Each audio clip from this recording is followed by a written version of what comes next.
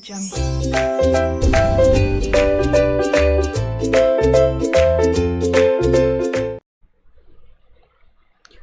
Friends, welcome back to the class. So हम SEBI कर रहे थे। सेबी का पार्ट 1 ऑलरेडी अपने चैनल पे अपलोडेड है। जिन भी बच्चों ने चैनल को सब्सक्राइब नहीं किया है, kindly subscribe to the channel by clicking on bell icon. Do like the video, comment and share with your friends, maximum सबको बेनिफिट मिले। सेबी का पार्ट 1 अपलोडेड है, उसी में नीचे डिस्क्रिप्शन में आपको नोट्स मिल जाएंगे सेबी के, साथ में आपको लिंक मिल जाएगा जहाँ पर मैंने क्वेश्चंस करा रखे हैं, उसका भी आपको वीडियो का लिंक मिल जाएगा, तो क्वेश्चंस वहाँ से करने। अब मैं आपको करा रहा हूँ सेबी का पार्ट 2। तो जो पार्ट 1 था बेटा, वो मैंने उसमें एलओडीआर करवा दिया था, जो कि ज़्यादा relevant exam point of view से। एलओडीआर में कैसे क्या याद करें सारा आपको बता दिया पार्ट 1 में। तो people who are watching this lecture first watch part 1। अब हम कर रहे हैं हमारा पार्ट, उसमें जो प्योर सेबी का जो एक्ट है वो हम करने वाले हैं, ठीक है। अच्छा, anyone appearing for December 21 and May 22, November 22 को अगर फास्ट ट्रैक लेक्चर चाहिए या रेगुलर लेक्चर चाहिए, everything is available on www.letslearnindia.in। ठीक है, अगर किसी को लॉ की जो हैंड रिटन वाली बुक है, ऑडिट की जो हैंड रिटन वाली बुक है, अगर वो चाहिए, वो दोनों लेट्स लर्न इंडिया पे अवेलेबल है। ठीक है, this is 100% English recording specifically for more importantly for South Indian students. आ जाइए, लेट्स स्टार्ट। क्या कहता है ये सेबी? तो सेबी का जो फर्स्ट पार्ट था हमने उसमें एलओडीआर किया। अब हम जो पार्ट करने जा रहे हैं वो सेबी एक्ट करने जा रहे हैं, बेसिक। ठीक है बहुत बड़ा। आपने अपनी टीचर की बुक में, अपने मॉडल में देखो, बहुत बड़ा, अरे अरे लंबा लंबा, ये लंबा लंबा, ये लंबा लंबा, इतना देखा है पर इतना पढ़ना नहीं अपने को। इसके मैं आपको क्वेश्चंस मैप करा दूंगा कहाँ से क्या आया था, so you will be able to answer. Sir SEBI क्या है? इंडिया में शेयर्स के सबसे एपेक्स बॉडी कौन सी है सर? वो सेबी है। तो सेबी इज बेसिकली जो बॉडी बनाई गई है, क्यों बनाई गई सबको पता है। हर्षद मेहता का जो स्कैम हुआ था, स्कैम हो गया, कोई बॉडी नहीं थी गवर्न करने के लिए। उसके बाद मतलब द एंटायर स्टोरी जो सेबी बनने के पीछे, मतलब वो हमारे हर्षद मेहता जी की वजह से। आपने सबने स्कैम 1992 देखी होगी, बिग बुल देखी होगी, बराबर। अब बोलते हैं सेबी बन गया, तो सेबी है क्या? SEBI is a board. SEBI is a board. अब हर जगह पर सेबी नहीं बोला जाएगा, बार बार बोर्ड बोला जाएगा। सो उसमें जो फीचर्स आएंगे बेटा, वो सारे कंपनी वाले फीचर आ जाएंगे। कौन कौन से sir? It's a body corporate having perpetual succession and a common seal. याद है सीपीटी आईपीसीसी कंपनीज के फीचर क्या क्या होते हैं सर? वो प्रॉपर्टी होल्ड कर सकता है, एक्वायर कर सकता है, डिस्पोज ऑफ कर सकता है। अच्छा, वो सू भी कर सकते हैं, उन पर कोई सू भी कर सकता है।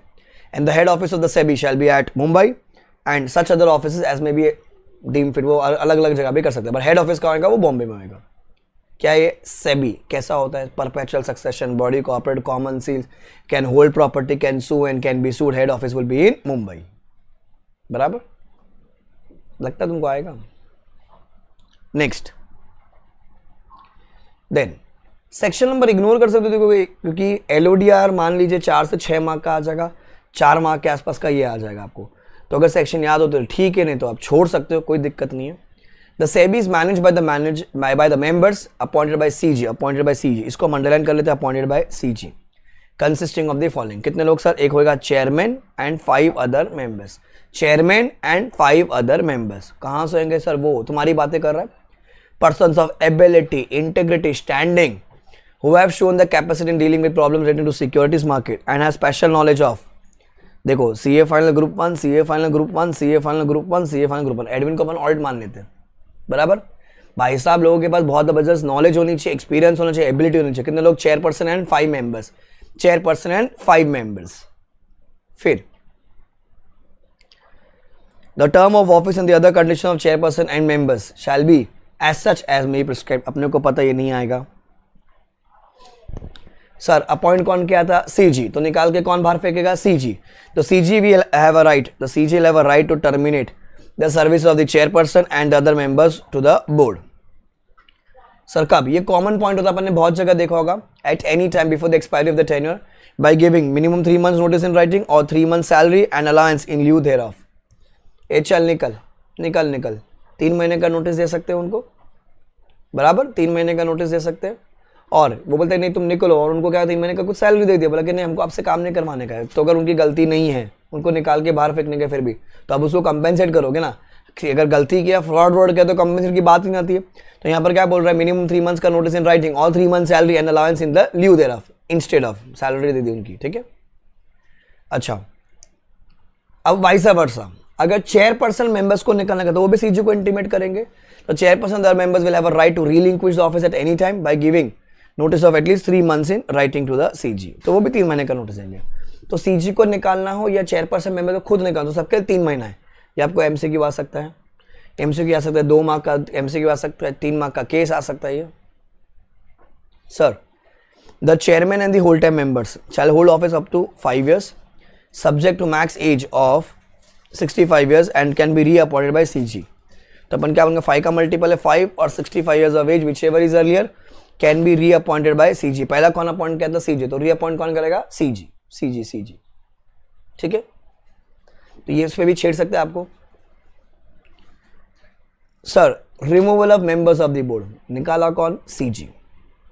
सॉरी अपॉइंट कौन किया, सीजी. तो निकालेगा कौन बेटा, सीजी निकालेगा सर. सीजी निकालेगा. कैसे निकालेगा सर, कब निकालेगा सर, पहला ही इज एडजुडिकेटेड एज इंसॉल्वेंट. मेरे जैसा हो गया बेटा, वो एडजुकेटेड इंसॉल्वेंट हो गया, मतलब भिखारी एंड देन अनसाउंड माइंड, भिखारी अनसाउंड माइंड. या फिर convicted of an offence involving moral turpitude in the opinion of CG. या फिर सीजी को लग दिख रहा है कि भैया वो जो इंसान है, जो चेयरपर्सन है, जो मेंबर है, वो अपनी पोजीशन को अब्यूज कर रहा है इन द पब्लिक इंटरेस्ट, मतलब वो अगेंस्ट द पब्लिक इंटरेस्ट कर रहा है. In the opinion of CG has abuse his position to render his office detrimental to public interest. And निकालने से पहले क्या दीजिएगा, पोर्शन ऑफ बीइंग हर्ड. तो ये कॉमन पॉइंट्स होते थे, मतलब जनरली हर बॉडी के जो बड़े बड़े लोग उनको निकालना होता है. जैसे एनसीएलटी की बातें कर लीजिए आप, सिक्योरिटी सप्लाई ट्राइब्यूनल जब सेकरा होता था उसमें भी कॉमन पॉइंट है, insolvent, unsound mind, offence of moral turpitude, abuse his position. निकालने से पहले क्या देगा, उसको भौंकने का मौका, portion of being heard. Common point है बेटा, कॉमन पॉइंट. ठीक है. फिर मीटिंग्स ऑफ द बोर्ड कहाँ मिलेंगे सर. देखो बेटा, तुमको लगता है कि कुछ पढ़ने लायक है तो बताना मुझे. Please read this part and tell me, है कुछ पढ़ने लायक.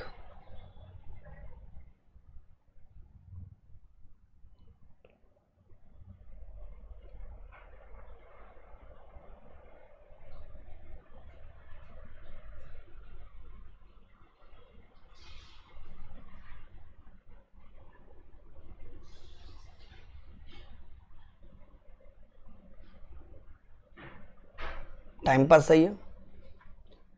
फिर डिसीजन बाय मेजॉरिटी, सबको पता है चीज. तो all the question which come up before any meeting shall be decided by a majority of votes and the chairman और the presiding member will have a second और casting vote in the case of equality. Generally majority से अगर tie होगा तो chairman का second या फिर casting vote होगा. फिर members not to participate in meeting in certain cases. अच्छा, जो सेबी का जो मेंबर है, सेबी का जो मेंबर है, या तो किसी डायरेक्टर है कंपनी का, या उसका कुछ इनडायरेक्ट या डायरेक्ट इंटरेस्ट आ रहा है वहाँ पर, जो मीटिंग में जो डिस्कशन होना है उसमें उसका कुछ रिलेशन वहाँ पर, shall disclose such interest as soon as it comes to his knowledge and such disclosure should be record in the procedure of meeting and the member shall not take part in any deliberation और decision of the board with respect to that matter. तो kind of an interest. तो अगर for example Reliance में मैं director हूँ, रिलायंस का case आ रहा है, तो फिर सर मैं नहीं बैठ सकता उस मीटिंग में. मैं सेबी के बोर्ड पे बैठा हुआ हूँ, रिलायंस का केस आ रहा है, मैं वहाँ पर भी डायरेक्टर हूँ, तो मैं उसमें डिसीजन नहीं सकता क्योंकि मेरा इंटरेस्ट है यहाँ पर. अच्छा, मुकेश अपना रिश्तेदार है, मैं डायरेक्टर हूँ पर मेरा रिश्तेदार है, तो सर आप डिसीजन नहीं दे सकते. मतलब क्या काइंड ऑफ एन इंटरेस्ट हो गया ना, वो इंटरेस्ट से डायरेक्टर से अपन कॉन्सेप्ट पढ़ते थे वैसे उसका इंटरेस्ट हो गया. तो सर आप मीटिंग में बैठो पर आप वोट नहीं दे सकते, आप गप बस हो गए. वही बोलते हैं मेरा इंटरेस्ट डायरेक्टर में, will not participate in the meeting. फिर बेटा ये अपन एनसीएलटी में भी सीखते थे, आपको पता है चीज़ें. सेबी में क्या बोला, चेयरमैन बैठेगा, 5,000 मेंबर्स बैठेंगे, person of ability, integrity and वो लॉ, अकाउंट्स एंड एडमिन से पढ़ के लिखे आएंगे. आप ले आए होम साइंस वालों बच्चों को, उन्होंने डिसीजन दे दिया. तो सर सेबी में अगर वैकेंसी है या डिफेक्ट्स है, जो उन्होंने डिसीजन दिया होगा वो तो वैलिड रहेंगे, वो तो वैलिड ही रहेंगे ना वहाँ पर. बराबर. Read the answer. Vacancy not to invalidate the proceedings of the board.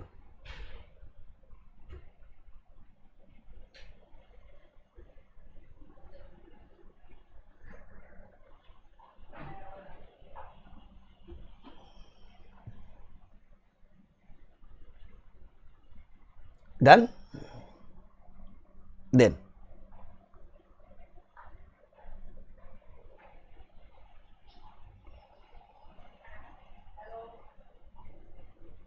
Clear. आ जाइए भाई. सो ये पूरा पॉइंट में बेसिक छोटी छोटी बातें थी बेटा, 65 ईयर्स 5 ईयर्स वाली बात, 3 महीने नोटिस वाली बात, वहाँ पर not to invalidate the proceeding वाली बात, तो ये एग्जाम में अपने को आ सकता है, मतलब छोटे छोटे क्वेश्चंस में से बन सकते हैं। तो मैं इसको लिखता हूँ पूरा पॉइंट नंबर 1, ये पढ़ना है पूरा पॉइंट नंबर 1, ठीक है। एमसीक्यू में भी काम आएगा, 1 मार्क 2 मार्क एमसीक्यू डिस्क्रिप्टिव में आ सकते हैं। अब क्या कहता है, powers and functions of SEBI, powers and function of SEBI. अब ध्यान से देखना बेटा, यो यो यो यो यो यो यो,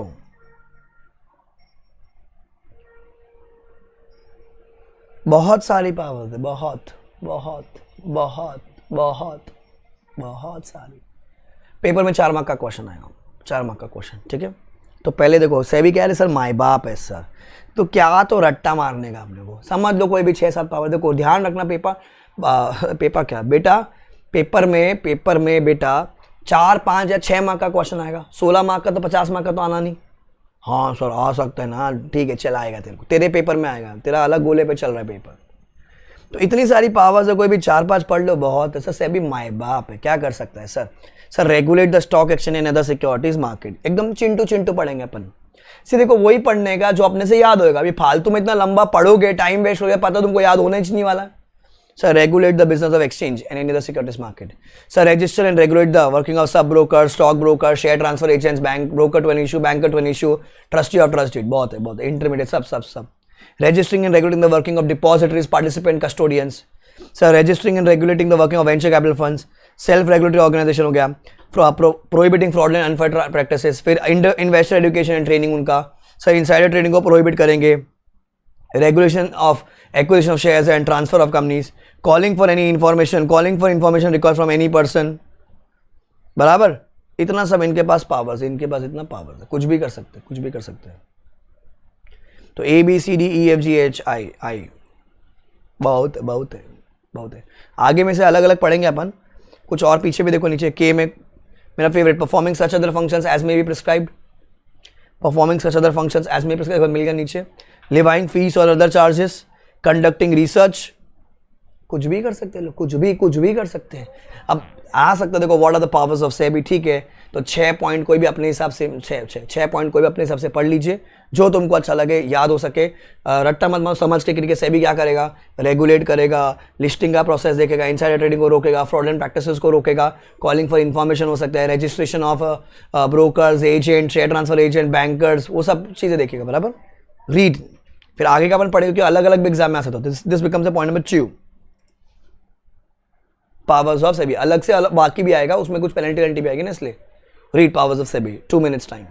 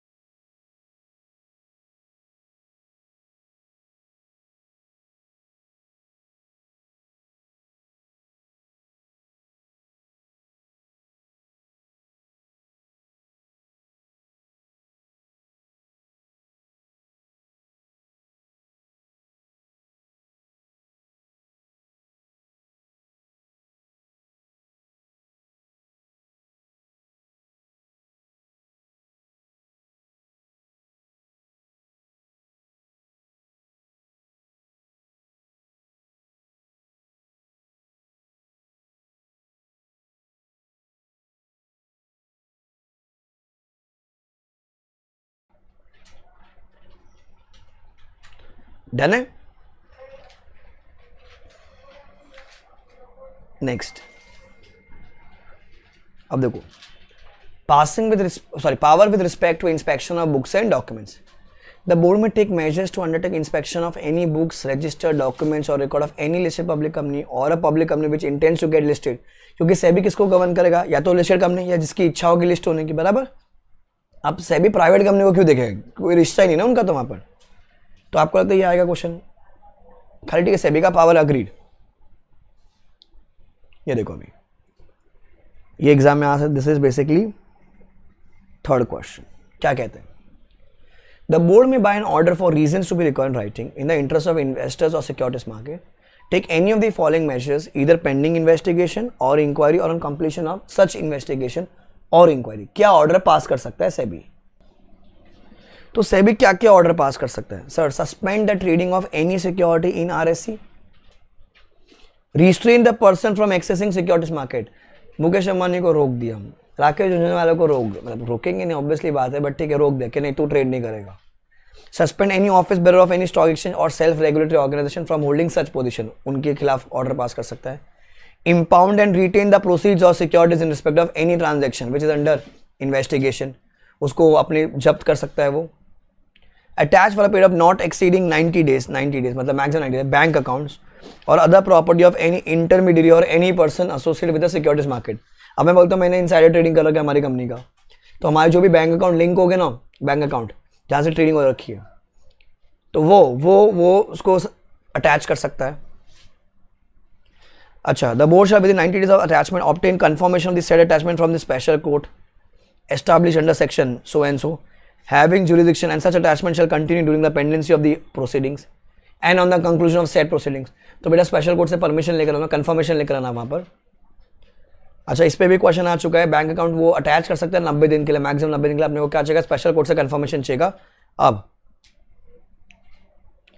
that only the property bank account और accounts, property bank account accounts, ठीक है, or any transaction entered in it relates to the process actually involved in the violation of any of the provisions or the rules made therein shall be allowed to be attached। मतलब मेरे 4 bank account है, HDFC में है, कोटक में है, axis में है, PNB में है। मैंने HDFC और कोटक के थ्रू पैसा रूट किया, तो आप उसी को अटैच कर सकते हो। मेरा जो नॉर्मल बिजनेस के लिए मैं अगर मेरा PNB यूज करता हूँ, मेरा एक्सिस यूज करता हूँ, उसको नहीं कर सकता। अब HDFC और कोटक को अटैच कर सकते हो।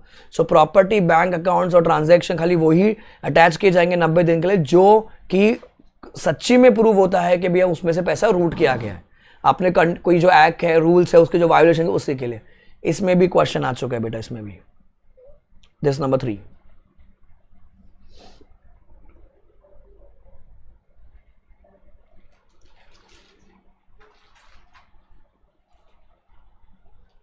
फिर क्या है, डायरेक्ट एनी इंटरमीडियरी और any person associated with securities market in any manner not to dispose alienate an asset forming part of any transaction. Sir आप बेच नहीं सकते, उखाड़ के फाड़ फेंक नहीं सकते, उसको साइड में नहीं कर सकते हो। अच्छा, the amount disgorge pursuant to the direction issued under SEBI, ठीक है, तो शैल बी क्रेडिटेड टू, कहाँ जाएगा बेटा, वो जाएगा IPF में which is established by the board and such amount shall be utilised as per the regulation made under this act. तो बेटा सेबी क्या कर सकता है कि आपने कोई प्रॉपर्टी यूज की उसको रख सकता है, हड़प सकता है, आपको डायरेक्शन है सब, उसको मत बेचो, आप उखाड़ के मत फेंको। अच्छा, प्रोसीड्स जो आएगा उसको एक IPF में डाल देगा जो सेबी ने बना रखा होगा वहां पर, बराबर। IPF तो बना रखा ना अपना, वो 125 सेक्शन में CG in consultation with SEBI बनाता है वो। देन उसकी वजह से जो पैसे यूज होंगे वो सेबी अपने डायरेक्शन के हिसाब से यूज करेगा, प्रोवाइडेड दैट। ये मतलब ये पूरा पॉइंट बेसिकली RTP टाइप से।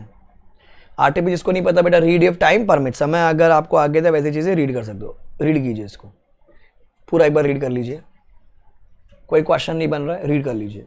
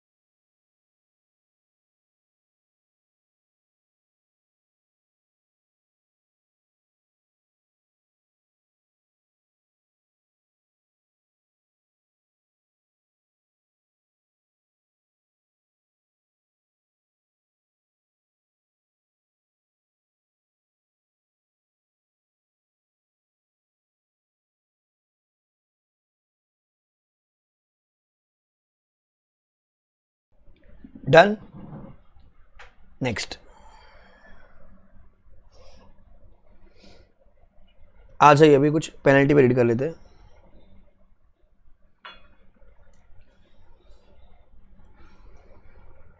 आरटीपी नहीं पढ़ना है।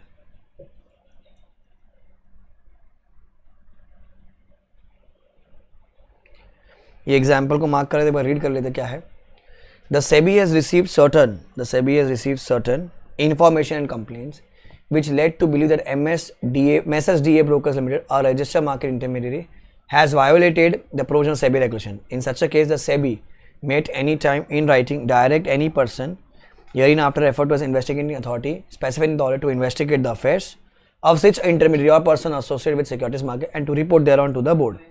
Therefore, an order for investigation to the affairs of the broker may be initiated. तो एग्जाम्पल दिया खाली कि सेबी माई बाप है, कभी भी पेनल्टी ठोक सकता है। फिर powers, additional function of SEBI under SCRA, additional powers of SEBI under SCRA. So basically वो सारी तो पावर्स है ये, ठीक है। तो नंबर 2 आप समझ गए पावर्स ऑफ सेबी। नंबर 3 क्या ऑर्डर पास कर सकता है सेबी? नंबर 3 आंसर वो है।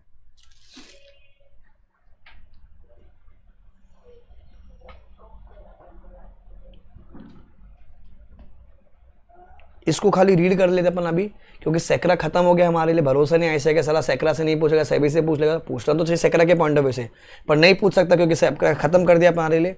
तो जो जिन्होंने सेक्रा पढ़ रखा उनको पता हो क्या क्या कर सकता है वो। सब power to call for periodical returns और direct inquiries to be made, बराबर। तो SEBI will receive from every RAC such periodical return relating to the affairs as may prescribe by SCRA rules. Sir, it shall be open for SEBI to inspect at all reasonable times. Books of accounts and other documents will be maintained by stock exchange for a period not exceeding 5 years. Not exceeding 5 years. तो सेबी क्या कर सकता है भैया, आपके accounts inspect कर सकता है, आपको 5 साल तक संभाल के रखना है। नॉर्मल कंपनीज को 8 साल होता है, स्टॉक एक्सचेंज तेरे को 5 साल तक संभाल के रखना है। अच्छा, किसी भी ऑफिसर ऑफ स्टॉक एक्सचेंज की इन्फॉर्मेशन मांग सकता है। It shall be open for SEBI to call upon the recognised stock exchange और any member thereof to furnish in writing such information explanation जैसे उनको अच्छा लगे। फिर SEBI to appoint person to make inquiry, तो सेबी किसी को भी अपॉइंट कर सकता है इन्वेस्टिगेशन करने के लिए, to conduct into the affairs of the stock exchange. अपन अभी कंपनी की बात नहीं कर रहे, बीएससी एनएससी की बात करते, तो माई बाप है ना सेबी, किसी के लिए भी कुछ भी कर सकता है वो। फिर SEBI will bound the concern person to produce document before himself. अब आप एक्सचेंज के क्या हो, मेंबर हो, सेक्रेटरी हो, मैनेजर हो, डायरेक्टर, कोई भी पोस्ट आपको दे रखा है, आप एजेंट हो वहां पर, या कोई फर्म है आपकी, मेरे को ये बुआ चाहिए, मेरे को इस पीरियड का ये डॉक्यूमेंट ला के दो। तो अगर आप आरएसी के कोई अनरिकॉग्नाइज्ड स्टॉक एक्सचेंज अगर मेंबर हो, एजेंट हो, ब्रोकर हो, कोई भी हो, सभी इन्फॉर्मेशन मांग सकता है। तो इसमें खाली एक ही पॉइंट था बच्चा, क्या वो 5 years वाला, खाली 5 years, बाकी तो कुछ नहीं, खाली रीड करना है, कोई क्वेश्चन बन नहीं रहा है पर। सेक्रा वाला तो power to call for periodical returns, और भी पावर्स आएंगे तो हेडिंग पढ़ लेंगे अपन, ठीक है। पहले काम कीजिए, इसको एक बार फिर से रीड कर लीजिए। जो क्वेश्चन बनेगा मैं आपको मार्क करा दूंगा, अभी खाली आपको रीड करना है, रीड।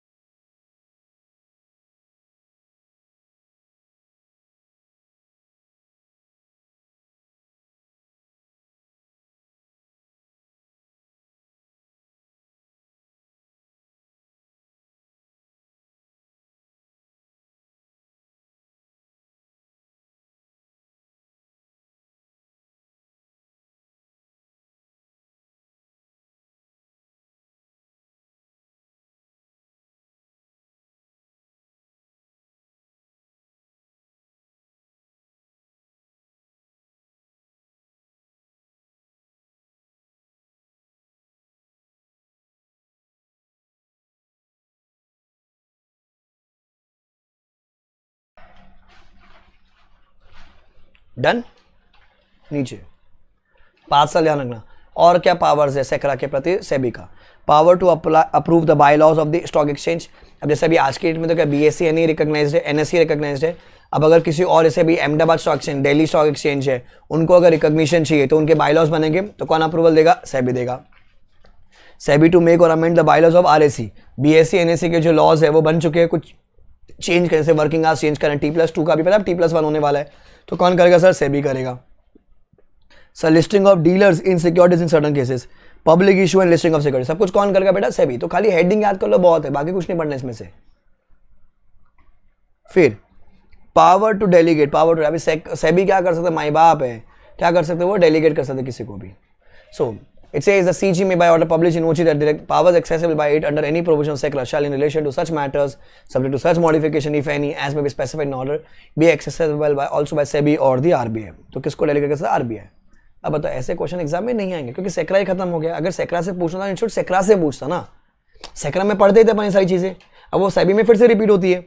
अब सेक्रा ही खत्म हो गया, शायद ना भी पूछे, पर क्या मेन पावर्स आप खाली हेडिंग याद कर लो।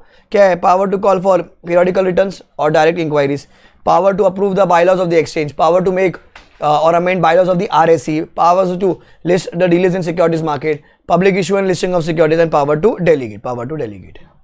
कोई क्वेश्चन नहीं होता, 3 ही क्वेश्चन हुए। नेक्स्ट चौथा, SEBI to regulate or prohibit the issue of prospectus of a document or advertisement soliciting money for issue of securities। अपने को भी पता है कि कोई कागज हुआ, ऑफर डॉक्यूमेंट, कोई अच्छे से बना के सजा के दिया, प्रोस्पेक्टस, जहां से अपन मार्केट से पैसा उठाएंगे पब्लिक इशू के थ्रू, या तो IPO या तो FPO के थ्रू, बराबर। तो उसके लिए रूल्स भी कौन बनाएगा सर? सेबी। कौन बनाएगा बेटा? SEBI. So it says as per this section the board may for the protection of investors specify by regulations the matters relating to the issue of capital, transfer of securities, other matters incidental thereto, and the manner in which such matters shall be disclosed by the companies either by general order or special order, या फिर प्रोहिबिट कर सकती है any company from issuing prospectus से। उसको मना कर दिया सारा वालों को कि ठीक है, क्योंकि उनका तो पब्लिक इशू से वो लोग पैसा डिपॉजिट से पैसा खरीद रहे थे ना, कलेक्ट करने वाले थे, तो वो रोकवा दिया। अब आपने सुना कभी इतने, अभी से नायका का IPO आ रहा है, अलग अलग IPO है, तो कैसे बनना चाहिए, क्या नहीं बनना चाहिए, किसको अलाउड है, किसको नॉट अलाउड, कौन करेगा? सेबी। बताओ कोई क्वेश्चन बनेगा इस पे?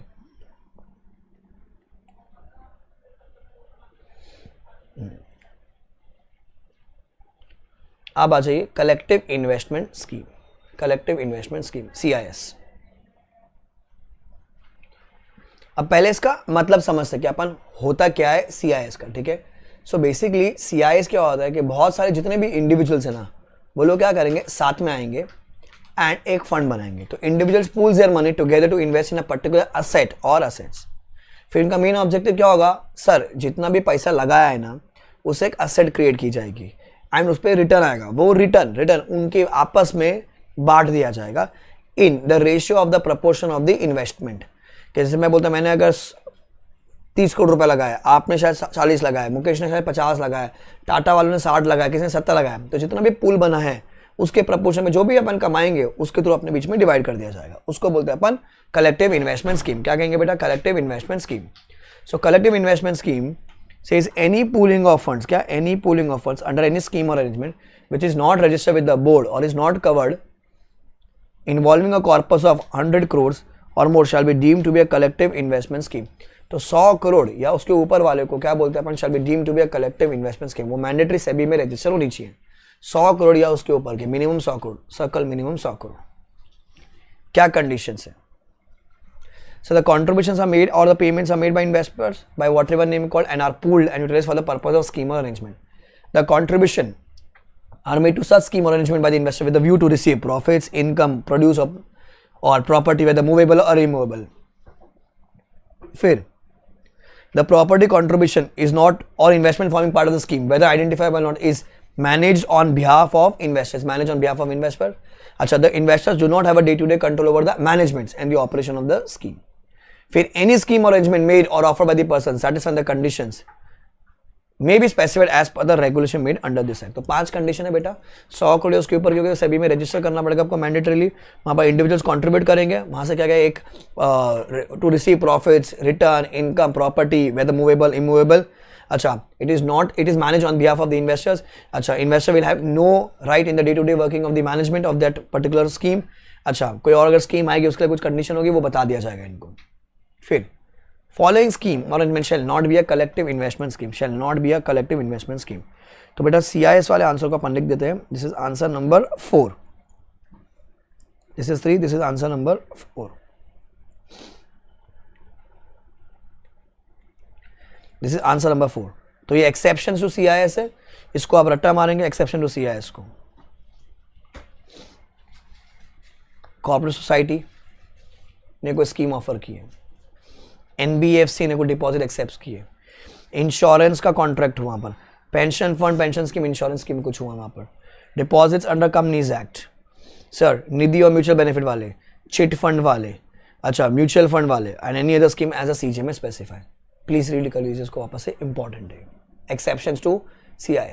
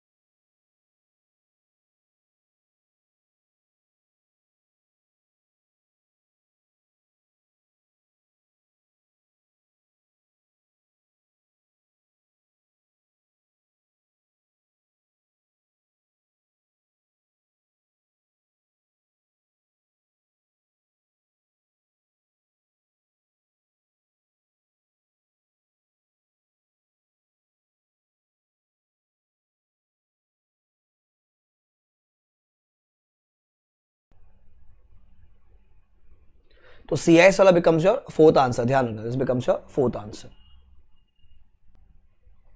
Next, power to issue directions and levy penalty. भैया सेबी माई बाप क्या करके power to issue directions and levy penalty. तो देखो SEBI in the interest of investors or an orderly development of securities market or to prevent the affairs of any intermediary या फिर other persons or to secure proper management of such intermediate persons may issue direction and may levy penalty. Time pass है, लिख दीजिए इसको RTP. नहीं पढ़ना है, नहीं पढ़ना है, RTP. Then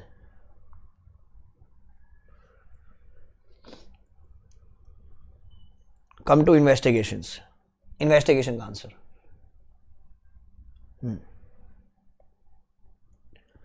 Sir, what are the grounds for investigation? तो make this answer as your answer number 5th.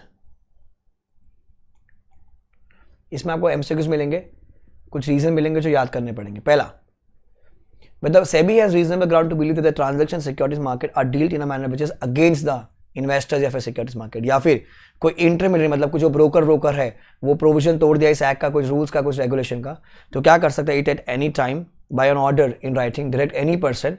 तो यहाँ पर जो बन जाएगा हमारा इन्वेस्टिगेटिंग अथॉरिटी कि जा तू इन्वेस्टिगेट कर करा एंड मेरे को रिपोर्ट बना के दे. कौन बोलेगा ऐसा? SEBI. If the transaction the securities are being dealt in a manner which is detrimental to the investors और द सिक्योरिटीज मार्केट, या फिर कोई इंटरमीडिएट मतलब ब्रोकर गलत काम कर रहा है, किस एक्ट का प्रोविजन तोड़ दिया, रूल्स रेगुलेशन तोड़ दिया है, तो क्या कर देगा बोर्ड, डायरेक्शन देगा किसको, एक इन्वेस्टिगेटिंग अथॉरिटी को, कि तू जा इन्वेस्टिगेट कर मेरे को रिपोर्ट बना के दे। अब वो कॉमन इन्वेस्टिगेशन का जो अपन आंसर पढ़ते थे कंपनीज एक्ट में, वही सेम चीज, it shall be the duty of every manager, MD, officer, other employee of the company and every intermediary or every person also with the security market, क्या करने का, सारा इन्फॉर्मेशन दो, बुआ दो, डॉक्यूमेंट दो, जहां पर बुआ रखा है, कब, जहां वो बोलेगा, कहां लाने का, जहां वो बोलेगा, बराबर।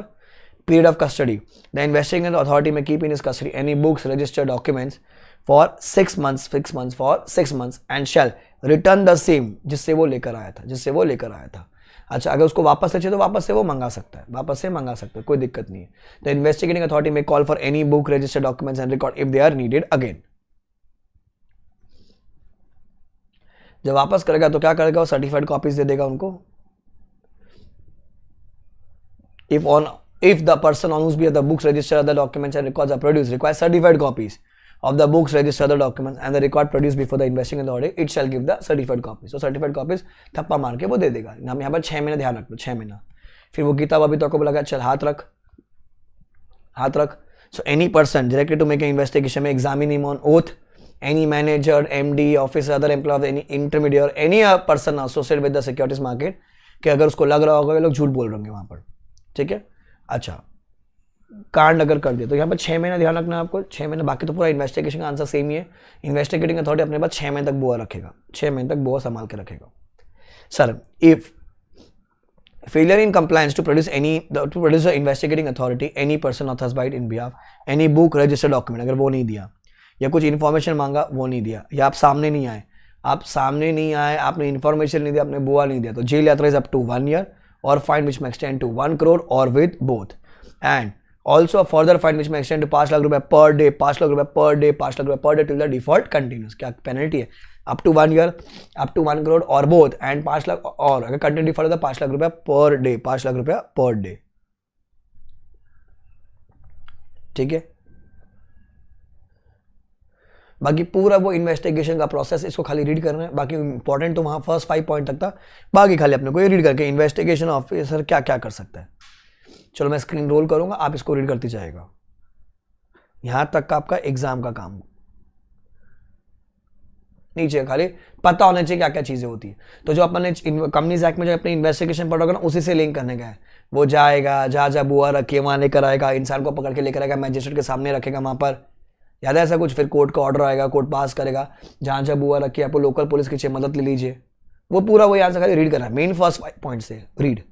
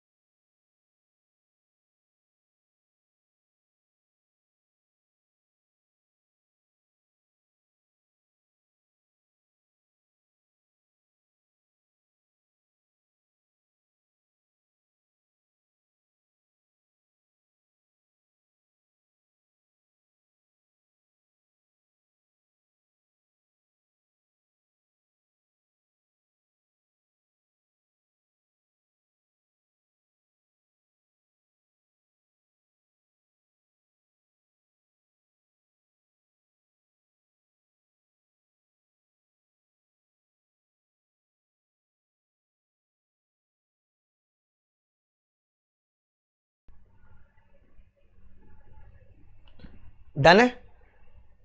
देखा आपने पूरा टाइम पास है पार्ट था, जो इंपॉर्टेंट पॉइंट थे फर्स्ट 5 पॉइंट्स थे, तो that becomes your fifth answer investigation. Sixth, cease and desist खाली रीड करने क्या कहता है। सीज एंड डिसीज मतलब सर लीगल ऑर्डर, किसी चीज किसी इंसान को कोई चीज करने के लिए, रोकने के लिए, रुकवाने के लिए।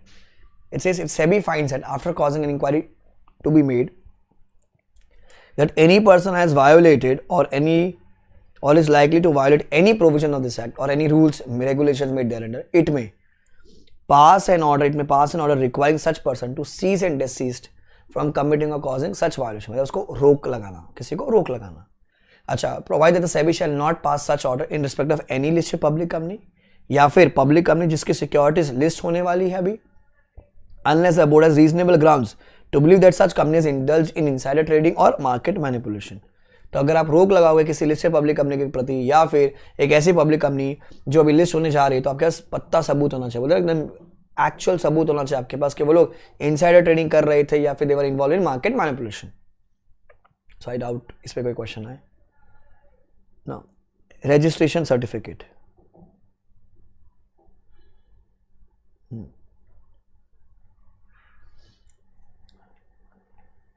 Point number 6।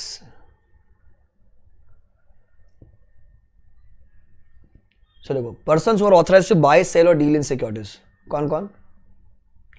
Stock broker, sub broker, share transfer agent, banker, trustee of trust deed, फिर registrar to the issue, merchant banker, underwriter, portfolio, जितने भी शब्द आपने आज तक सीख रहे हैं सब ठोक देने का, सब सब सब, ठीक है। As may be associated with securities market shall buy sell or deal in securities with the conditions of a certificate of registration to be obtained by the SEBI as per the provision of this act। तो ये जितने भी लोग की list दे रखे, जो भी आपने सुन रखा है सब लिख देगा, they need to obtain a certificate of registration from the SEBI। फिर DP, custodian of securities, foreign institutional investor, credit trading agency or any other intermediary may by notification in this behalf shall the board may specify that they shall also buy, sell or deal in securities after obtaining the certificate of registration from SEBI। तो ये लोग को भी वो allow कर सकता है by notification. ऊपर वाले जो लोग हैं वो तो एक्ट में लिखे हुए, नोटिफिकेशन थ्रू इन लोग को, डीपी को हो गया, depository participant, custodians of securities हो गया, foreign institutional investor, credit rating agency या कोई और तरीके के इंटरमीडिएट, उनको भी अलाउ कर सकता है बाय नोटिफिकेशन।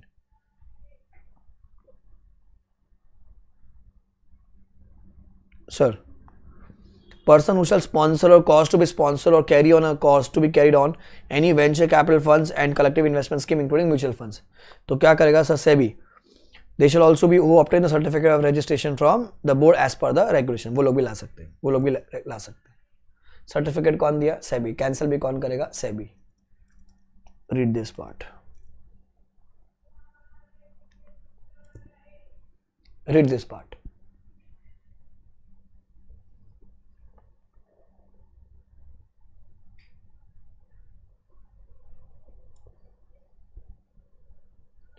बरोबर। तो ऐसा कोई आंसर में कोई चेंज नहीं इसके से, ठीक है। सेबी ही सस्पेंड कर सकता है आपको, कैंसिल कर सकता है अगर आपने कोई रेगुलेशन तोड़ी, करने से पहले आपको क्या देगा? एक अपॉर्चुनिटी ऑफ बीइंग भौंकने का मौका। तो दैट्स आंसर नंबर 6। खाली वो लिस्ट पता होना चाहिए कि किसको अलाउ है रजिस्ट्रेशन सर्टिफिकेट लेना। नाउ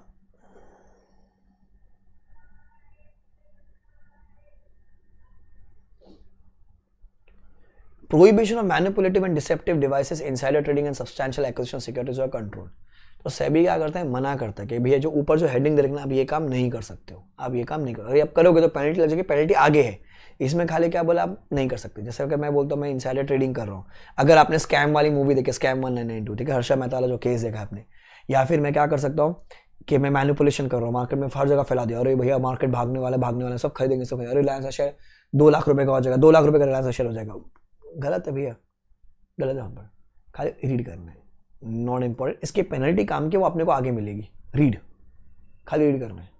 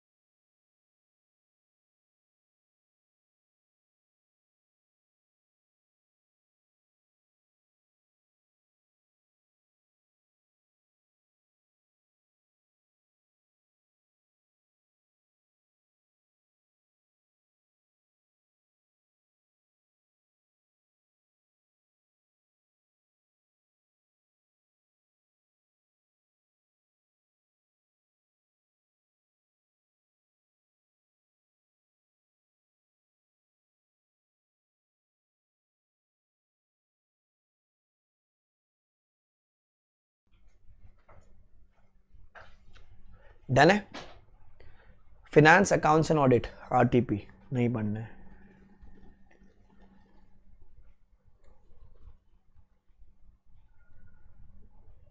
ऐसे क्वेश्चन एग्जाम में नहीं होते। खाली इतना पता होना चाहिए कि देखो सरकार की बॉडी तो ऑडिट कौन करेगा, कैग करेगा, कैग ही करेगा। पहली बार पढ़ो तो खाली रीड कर लीजिए इसको, खाली क्या करेगा और कहाँ सामने फेंकेगा, both the house of parliament, both the house of parliament के सामने जाके रख देगा। खाली रीड है इस पर। कोई सी understand you are appearing for CA final exams.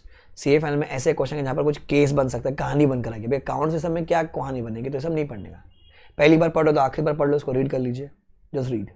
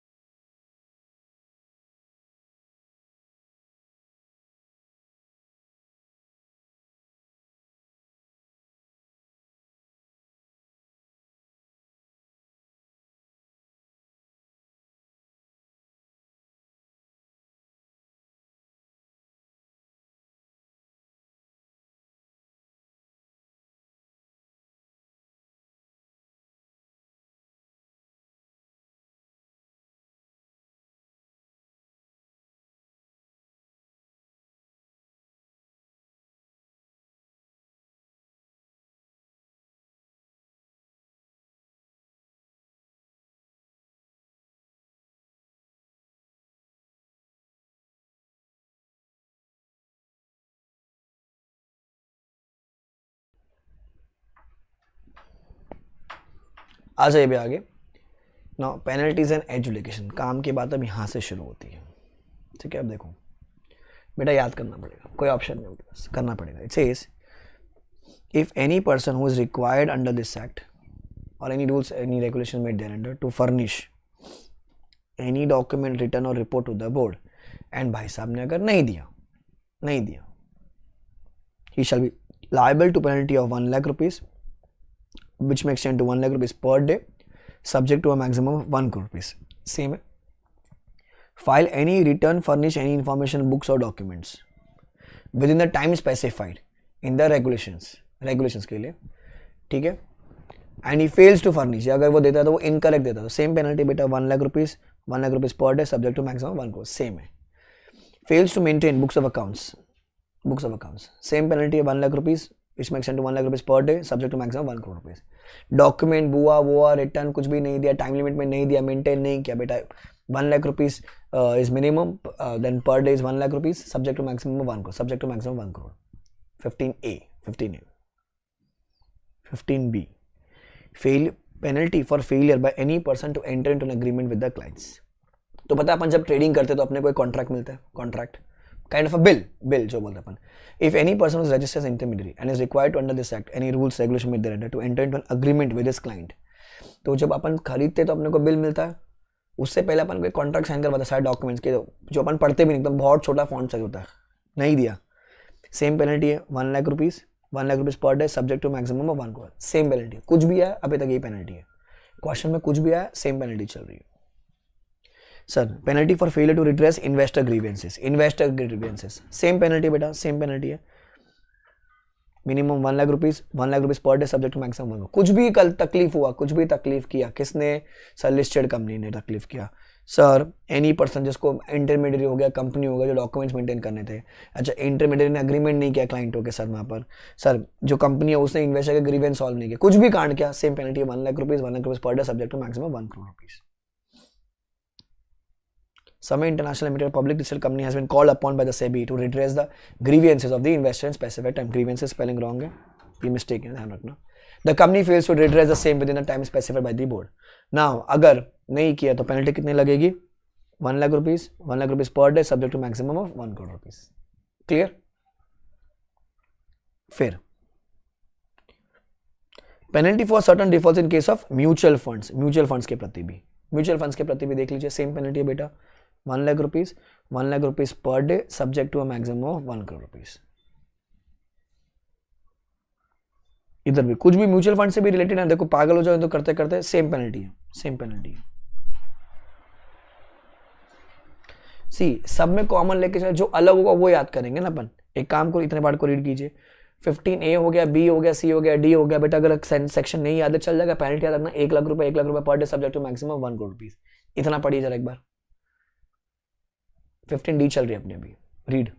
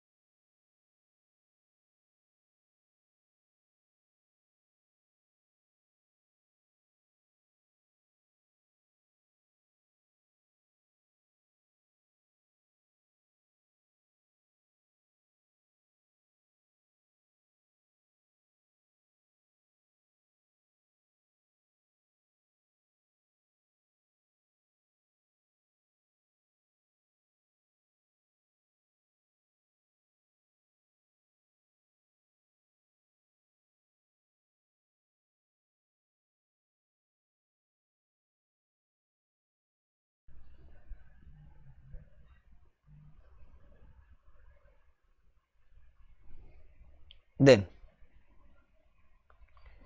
if any person who's sponsoring or carrying on any CIS schemes fails to comply with the condition, same penalty.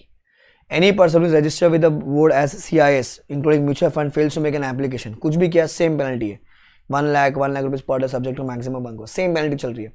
Register as a CIS, including mutual funds, fail to dispatch unit certificate, कुछ भी कांड किया आपने, same penalty है 1 lakh rupees per day subject to maximum 1 crore rupees. अच्छा, register as a CIS and fails to refund the application money paid by the investor, same penalty। Register as a CIS, fail to invest the money collected in such CIS, ठीक है, same penalty. कुछ भी कांड किया same penalty चले बेटा, देख लीजिए।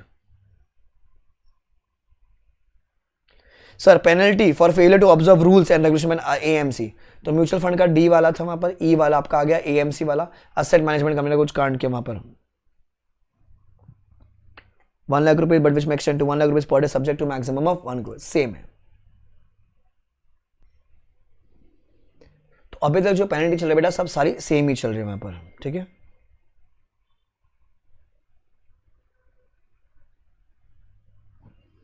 Next, penalty for default in case of alternate investment fund, infrastructure investment trust and real investment trust, ठीक है, इन्वेस्टमेंट ट्रस्ट, सबके लिए भी वही पेनल्टी है बेटा, देख लीजिए। Where any person fails to comply with the regulation made by the board in respect of alternative investment funds हो गए, इंफ्रास्ट्रक्चर इन्वेस्टमेंट ट्रस्ट हो गए, REITs हो गए, या जो भी डायरेक्शंस है वो सेम पेनल्टी है बेटा, 1 lakh rupees per day subject to maximum 3 crore rupees. और यहाँ पर कुछ चेंज आया अभी, 3 times amount of gains made out of such failure which ever is higher. तो लेट्स सर्कल, एक काम करते कम रुको, पेनल्टी को मार्क कीजिए point number 7, penalty answer number 7, ठीक है। A B C D E F G सब आपका सेम है, खाली F में एफ को ऐसा कुछ सर्कल करके रखिए, ध्यान रखा आपको ये अलग पेनल्टी है। सो 1 लाख रुपीज तो सेम है, 1 लाख रुपीज पर डे वाले सेम है, 1 करोड़ रुपीज सेम है, खाली 1 करोड़ के आगे क्या बोले, और 3 times amount which ever is higher, 3 times amount of gain which ever is higher, F वाली पेनल्टी चेंज। किसके प्रति, ऑल्टरनेटिव इन्वेस्टमेंट फंड्स के प्रति, इंफ्रास्ट्रक्चर फंड्स के प्रति एंड रीट्स के प्रति, या उनके जो डायरेक्शन है उनके प्रति, अगर आपने कंप्लाई नहीं किया तो। फिर penalty for default in case of investment adviser and research analyst, अगर आप वो इन्वेस्टमेंट एडवाइजर या रिसर्च एनालिस्ट हो। So when an investment advisor or a research analyst fails to comply with the regulations made by the board or direction issued by the board, such person shall also be liable for 1 lakh rupees, which may extend to 1 lakh rupees per day, subject to maximum of 1 crore, subject to maximum of 1 crore, subject to maximum of 1 crore. Same penalty, खाली F अलग है। Stock broker की important penalty, ये भी repetitive है, ये आ गया। जैसे भी फॉर एग्जांपल अपना अकाउंट जीरोदा में है, सबका मेजॉरिटी सबका अकाउंट उसमें होगा, बराबर। तो जीरोदा वाले ने अपने को कॉन्ट्रैक्ट नोट नहीं दिया, मतलब बिल नहीं दिया, तो क्या पेनल्टी है बेटा, 1 lakh rupees. You shall be liable to penalty of 1 lakh rupees or more, but which may extend to 1 crore rupees for which the contract note was required to be issued by that broker. Per day वाली नहीं है पर।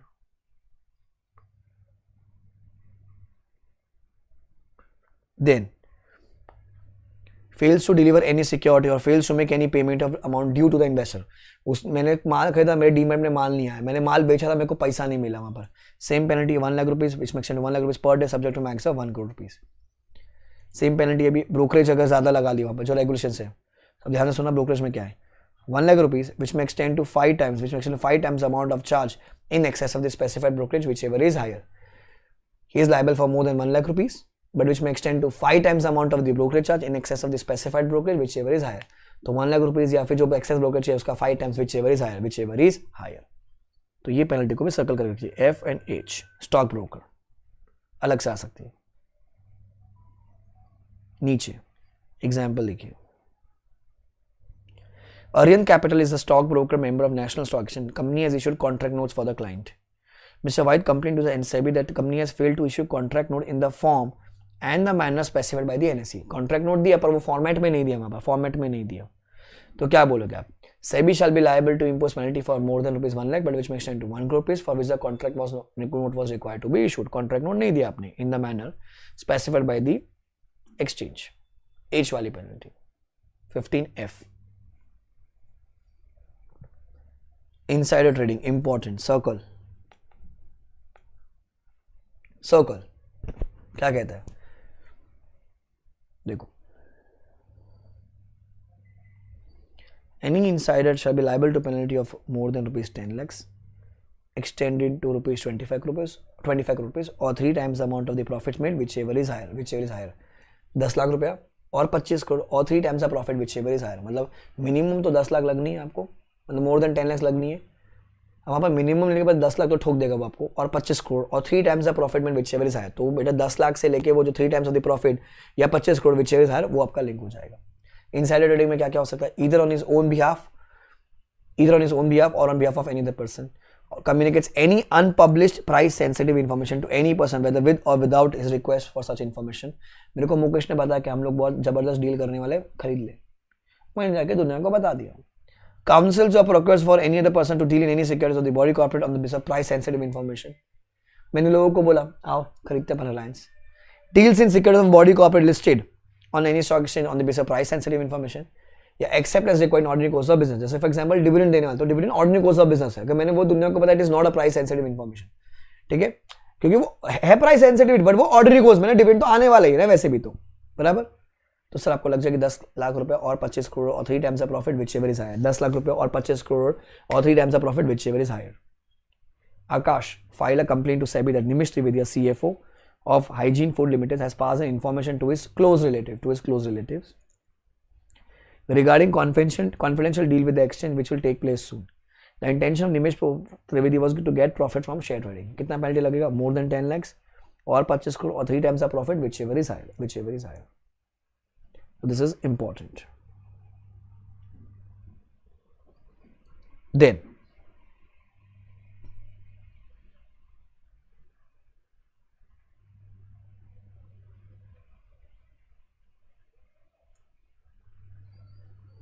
penalty for non-disclosure of acquisition of shares and takeover. Penalty for non-disclosure of the acquisition of shares and takeover. So देखो अभी it says if any person is required under this act or regulation made thereunder fails to disclose the aggregate of his shareholding in the body corporate, shares लेना allowed है पर आपको disclose करना पड़ता है, or makes a public announcement to acquire share at a minimum price, or makes a public offer by sending letter to the shareholder, or makes payment of concession to the shareholders who sold the shares pursuant to the letter of offer. भैया आपने जो shares लिया है आपको intimate करना पड़ता है, आपने इंटीमेट नहीं किया तो कितना पेनल्टी है, 10 लाख रुपये विच में एक्सटेंड टू 25 करोड़ और 3 टाइम्स द प्रॉफिट में विच एवर इज हायर। तो ये भी इंपॉर्टेंट पेनल्टी, ये भी इंपॉर्टेंट। अभी तक 1 लाख रुपया per day subject to 1 crore चल रही थी।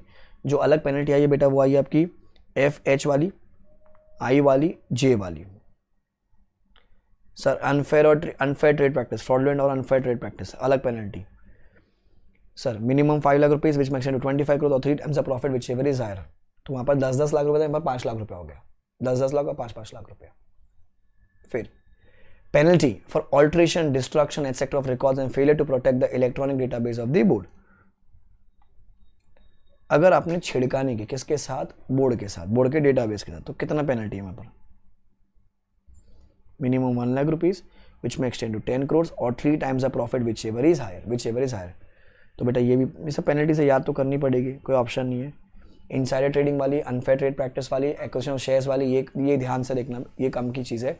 बाकी सब में 1 लाख रुपया per day subject to maximum of 1 crore रुपये चल रही थी वहाँ पर, ठीक है।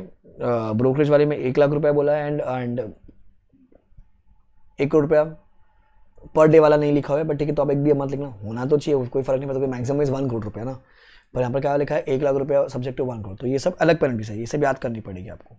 Read L, read L.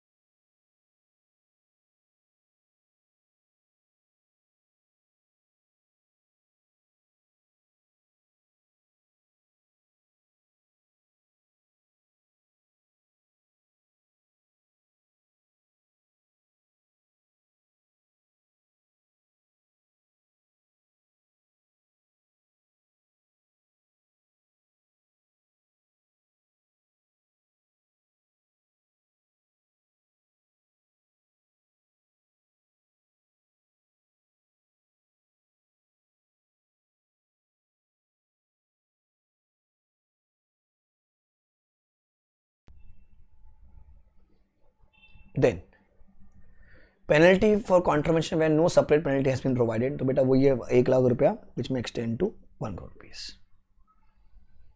ठीक है। तो सेपरेट पेनल्टी अगर नहीं है तो आप 1 लाख रुपया which may extend to 1 crore common penalty है। सो अगेन आई रिपीट, कौन कौन सी पेनल्टी मार्क करनी है, L वाली, K वाली, J वाली, I J K L H F। बाकी सब में 1 लाख रुपया per day, I mean 1 lakh रुपया per day subject to maximum 1 crore. That's 7th answer. Power to educate लिख दीजिए RTP।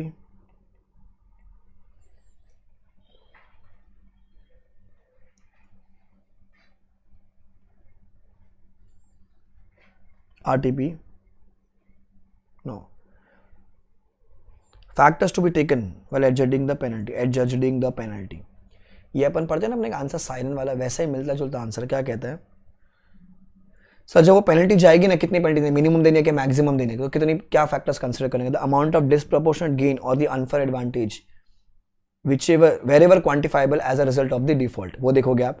The amount of loss cost to investor or group of investor as a result of the default. The repetitive nature of the default. साइरन आप use कर सकते हो, siren. ठीक है, तो ये एक काम की चीज़ है जो एग्जाम में आ सकता है. क्या क्या फैक्टर्स डिटरमाइन करने पड़ेंगे पेनल्टी में. Injury to the public interest, reputation of the default, nature of company, nature of default, amount of disproportionate gain या फिर अनफेयर एडवांटेजेस, या amount of loss cost to an investor और a group of investors. फिर come to 80, 7वां answer. अब ये 8वां answer है 80. 80 में कौन कौन बैठेगा. तो CG may establish a tribunal which is called as securities appellate tribunal, उसको बोलते हैं अपन सैट. सैट. ठीक है, जो सारे मैटर्स देखेंगे सेबी वाले. ये आपका हो गया 8th answer. Composition of SAT. SAT में कौन कौन बैठेगा. सर कौन आएगा यहाँ पर. Presiding officer. अपन सेबी में बोलते हैं चेयरपर्सन एंड 5 मेंबर्स. यहाँ पर क्या बोलते हैं. Presiding officer and such number of judicial members and technical members as a CG may determine. आपको एनसीएलटी से लिंक मिल रहा है. President, judicial members and technical वहां भी होते थे वहां पर. फिर subject to the provisions of this act, the jurisdiction of SAT shall be exercised by the benches thereof.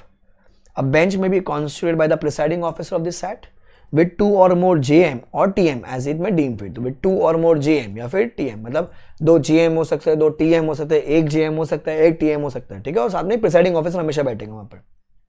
अच्छा, provided every bench constitutes shall at least 1 GM and 1 TM. Mandatory 1 GM और 1 TM होगा, मतलब एक से ज्यादा भी हो सकते हैं पर एक तो होगा.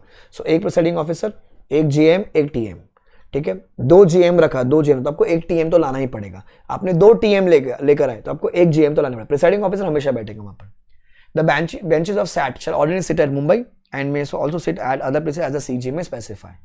ठीक है, the presiding officer may transfer a JM और a TM of the SAT from one bench to other. उसके बाप शायद यहाँ से वहां भेजता रहेगा उसको कि ये मुंबई बेंच से कलकत्ता बेंच है, कलकत्ता से चेन्नई बेंच है, उसकी इच्छा है वहां पर.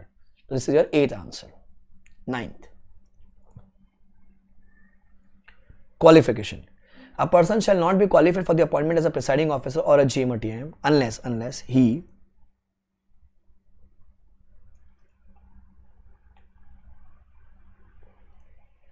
has been a judge of a Supreme Court for a Chief Justice of High Court, has been a judge of Supreme Court or Chief Justice of High Court or a judge of High Court for at least 7 years in the case of presiding officer. अगर presiding officer की बात करो तो बड़ा आदमी या तो supreme court का जज हो या chief justice of high court हो, या अगर हाई कोर्ट का जज 7 साल तक रहना चाहिए अगर आप प्रिसाइडिंग ऑफिसर की बात कर रहे हो तो. अच्छा, इज और हैज बीन अ जज of high court for at least 5 years. अरे इन case of GM high court जज 5 years, GM के TM के लिए अभी प्रिसाइडिंग ऑफिसर के लिए क्या बोला उसने. सर 7 साल तक चीफ हाई कोर्ट का जज होना चाहिए. अगर आप खाली 5 साल तक हो तो आप GM बन सकते हो. टेक्निकल मेंबर के लिए कौन है. इज और हैज बीन अ सेक्रेटरी और एडिशनल सेक्रेटरी इन मिनिस्ट्री और department of CG on any equivalent post in the CG और SG. या फिर या तो वो सेक्रेटरी है या फिर एडिशनल सेक्रेटरी कोई मिनिस्ट्री में, ministry of petroleum, ministry of coal, ministry of law, ministry of finance, कहीं भी होंगे वहां पर, या कोई इक्विवेलेंट पोस्ट होल्ड कर रहे हो. या फिर person of ability, integrity, standing, having specialised knowledge and professional experience of minimum 15 years in the financial sectors including securities market or pension funds or commodity derivatives or insurance.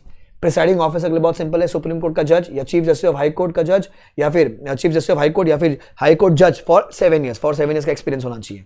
अच्छा, जब मैं GM की बात करता हूँ हाई कोर्ट जज होना चाहिए 5 साल के लिए. टेक्निकल मेंबर के लिए या तो फिर वो सेक्रेटरी होना चाहिए, एडिशनल सेक्रेटरी होना चाहिए कोई मिनिस्ट्री में, सरकार की या तो CG की या तो SG की, या फिर person of ability, integrity, standing, having 15 years of professional experience. 8th answer. Sir same वो एनसीएलटी की बात है जैसे अपन एनसीएलटी में पढ़ते थे. Presiding officer in the GM of the SAT कौन अपॉइंट करेगा. CG in consultation with chief justice of India और इज नॉमिनी. कौन रह गया TM को कौन अपॉइंट करेगा sir. Search cum selection committee. कौन अपॉइंट करेगा. Search cum selection committee. अब सिलेक्शन कमेटी में कौन कौन बैठेगा. ये लोग बैठेंगे यहां पर. सर अगर मैं कहता हूं कि अगर वो जो अपना जो सैट बना है वो गलत बना है, मतलब जो क्वालिफिकेशन है वो मीट नहीं हुए, तो उन्हें जो डिसीजन दिए होंगे वो सारे के सारे वैलिड होंगे, आपको पता ही है बराबर. ये वो वाला पॉइंट है. Read this points. खाली इतना ध्यान रखना. प्रिसाइडिंग ऑफिसर को GM को कौन अपॉइंट करेगा. Chief justice of India. CG in consultation में चीफ जस्टिस ऑफ इंडिया और इज नॉमिनी. टेक्निकल मेंबर्स को कौन अपॉइंट करेगा. Search cum selection committee. अब सर्च कम सिलेक्शन कमेटी में कौन बैठेगा वो यहाँ पर लिस्ट दे रखे, रीड करना है. और फिर वैलिडिटी वाला पॉइंट है. ईजी है, जो अपन पढ़ते हैं वही चीजें रिपीटेड है. रीड.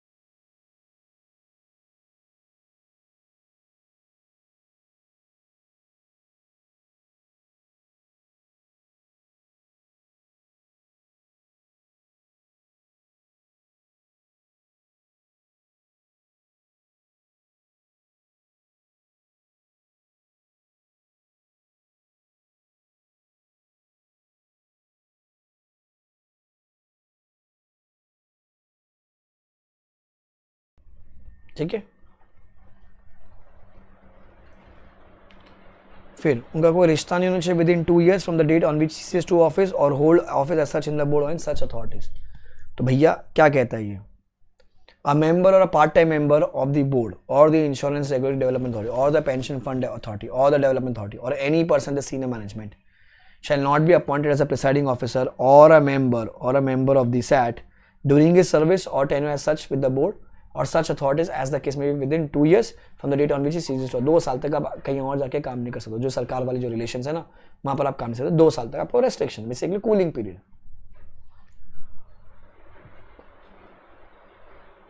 ये कट कर दीजिए। टेन्योर ऑफ सैट कितना है वहां पर, so the presiding officer or the GM or the TM of SAT shall hold office for the term of 5 years, same जो सेबी के लिए है उनके लिए भी सेम ही है, ठीक है। And shall be eligible for reappointment for another term of 5 years, ये भी वही है वहाँ पर। बट जो मैक्स एज है बेटा यहाँ पर वो 70 साल है। चेयरमैन के लिए 65 है, इनके लिए 70 साल है, 70 साल है। Important. So 8th answer composition of SAT हो गया, 9th उनके क्वालिफिकेशन हो गई, ठीक है। टेन्योर को आप कर दीजिए 10th आंसर, टेन्योर को 10th answer.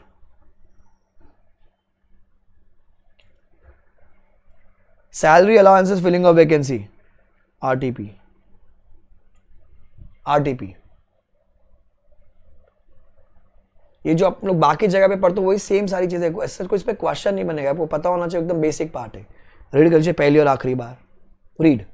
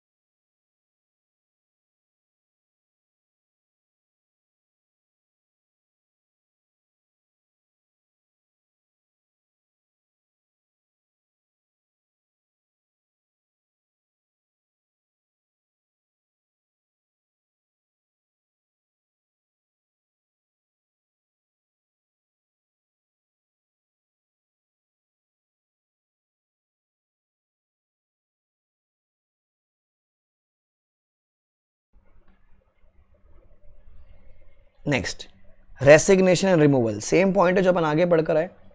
So the presiding officer or any member of the SAT, basically GM या TM हुआ, ठीक है, वो लोग रिजाइन कर सकते हैं कब sir, 3 months or a successor appointed or the completion of term which is earlier. हर जगह पर ये होता है, NCLT में भी ये पढ़ते हो, इनकम टैक्स में ये पढ़ते हो, 3 months or the successor or the expiry of term which ever is earlier. This is your 11th answer, 11th answer. फिर removal of presiding officer GM or TM, कौन अपॉइंट करता है सर, CG निकालेगा। तो CG after making an inquiry made by the जज of Supreme Court may remove the presiding officer or the GM or TM of the SAT if he, this becomes your 12th answer. Common points है वही, insolvent है वो वहां पर भी था, public interest वाला अब्यूजिंग द पोजीशन वो भी था, convicted of an offence in moral turpitude वो वहां पर भी था, अनसाउंड माइंड वो वहां पर भी था वहां पर, and such other financial interest उसने एक्वायर कर दिया which is likely to affect his position, तो उसको निकाल के बाहर फेंक लिया जाएगा। अच्छा, पॉइंट नंबर डी और ई में, पॉइंट नंबर डी और ई में अगर आप उसको निकाल के बाहर फेंक रहे हो तो पहले उसको क्या देना पड़ेगा, opportunity of being, opportunity of being, हो गया आंसर। तो जो पीछे पड़ा वही अनसाउंड माइंड, इंसॉल्वेंट वाली बात, अब्यूजिंग द पोजीशन वाली और कन्विक्टेड फॉर मोरल और ऑफेंस, खाली इसमें एक और पॉइंट आ जाएगा, एक्वायरिंग फाइनेंशियल और अदर इंटरेस्ट। निकालने से पहले क्या दीजिएगा अपने को, अपॉर्चुनिटी ऑफ बीइंग हर्ट। फिर अपील 13, ये CG वाला पॉइंट छोड़ दीजिए। Any person agree by the order of the board made under this act और द रूल्स और रेगुलेशंस, या made by the educating officer, या फिर made by the IRDA pension fund या डेवलपमेंट अथॉरिटी, तो क्या कर सकते हैं वो लोग, अपील फाइल कर सकते हैं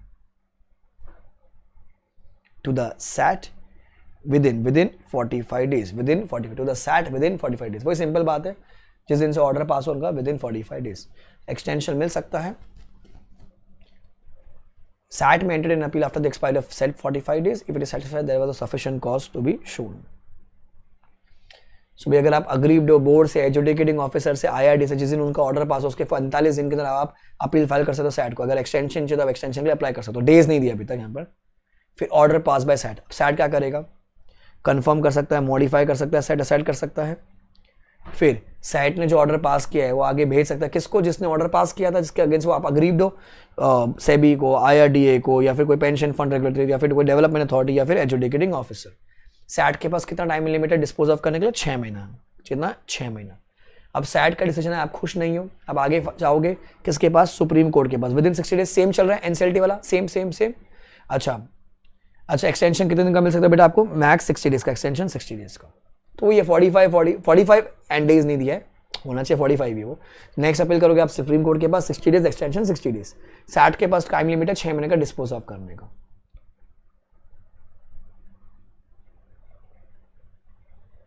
then contravention by company, RTP, ये अपन फॉर्मूला में पढ़ते बेटा. अगर कंपनी ने कांड किया है, तो उसके सारे persons, MD, manager, director, officer, जो भी उस टाइम पे लोग थे वो सबके सब लाइबल. घर, गाड़ी, बंगला, किडनी विडनी सब लाइबिलिटी हो जाएगी उनके. बेटा ये वही वाला पॉइंट है, वो जो अपन फॉर्मूला में पढ़ते हैं ना, वही वाला पॉइंट है. अच्छा, कंपनी के लिए अभी यहाँ पर तो कंपनी आएगा, पर अपन फॉर्मूला में फॉर्म अगर हुआ तो पार्टनर्स, तो वो डायरेक्टर की जगह पे पार्टनर्स रिप्लेस हो जाएगा. तो फॉर्मूला में पढ़ते अपन, वही सेम पॉइंट है. ये रीड कर लीजिए एक बार. रीड.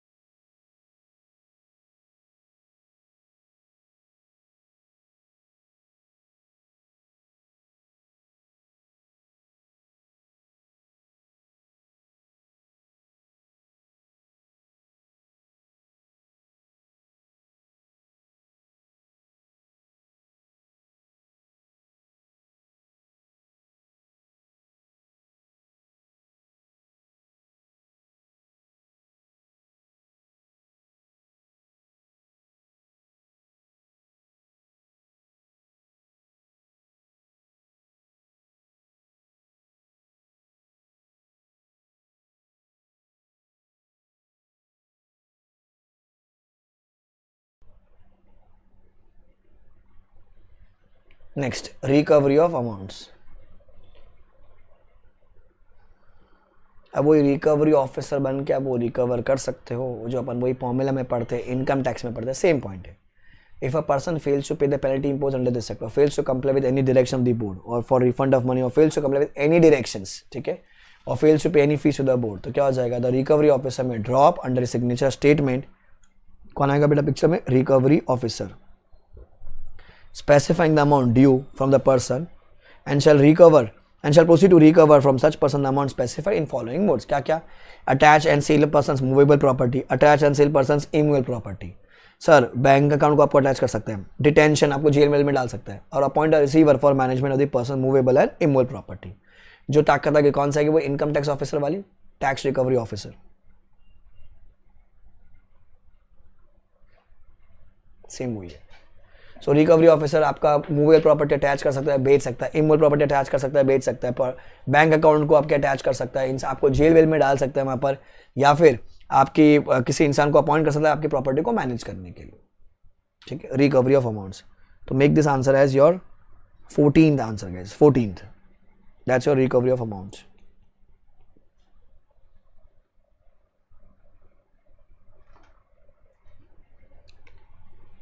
ये नीचे का पार्ट पूरा RTP.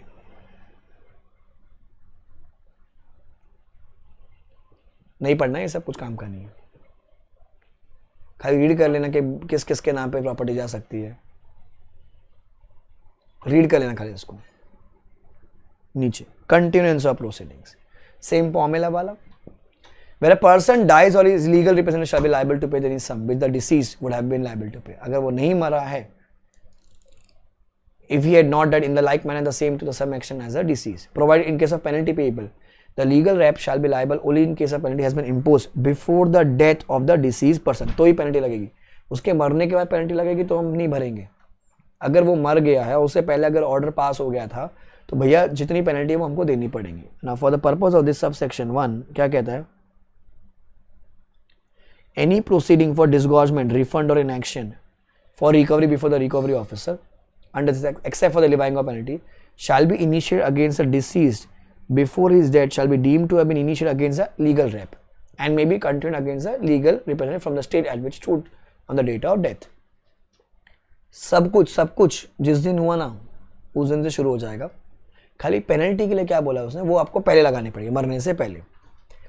Any proceeding for disgorgement, refund और action for recovery before the recovery officer under this act except a proceeding for levy of penalty which could have been initiated against the deceased if he had survived may be initiated against a legal rep and all the provisions shall of this act shall apply। तो सब कुछ आपको लगेगा accept penalty के time पे ध्यान रखना जो आपका जो घर वाला है जिसने कांड किया उसके जिंदा होने से पहले पेनल्टी लगनी चाहिए। बाकी सब में बाद में हुआ पहले कोई फर्क नहीं पड़ता, आपको देनी पड़ेगी क्योंकि आप उसके लीगल रिप्रेजेंटेटिव हो।